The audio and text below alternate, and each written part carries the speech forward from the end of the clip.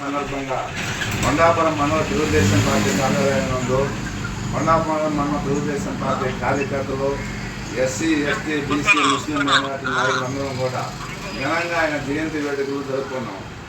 Doctor Babasaheb Ambedkar ఆ రోజు రాజ్యాంగంలో అమలుపరిచిన నిర్ణయాలే ఇవాళ మన భారతదేశాన్ని, మన ఆంధ్రప్రదేశాన్ని బడుగు బలహీన వర్గాలని కాపాడటానికి ఈరోజు బడుగు బలహీన వర్గాల ప్రజల్లోకి వచ్చి మేము ఒకరి గట్టిగా చేసిన ఈ బాబాసాహెబ్ అంబేద్కర్ 130వ జయంతి సందర్భంగా ఆయనకి ఘనంగా శుభాభినందనలు.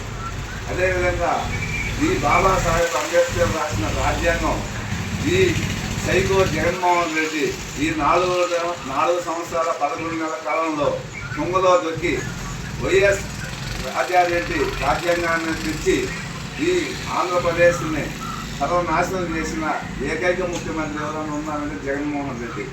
ఈ జగన్మోహన్ రెడ్డిలో అమరావతి అయితే కానీ, పోలవరం అయితే కానీ ఎస్సీల మీద ఎస్సీ ఎస్టీ కేసులు పెట్టిన గనుడు ఈ ముఖ్యమంత్రి వైఎస్ జగన్మోహన్ రెడ్డి.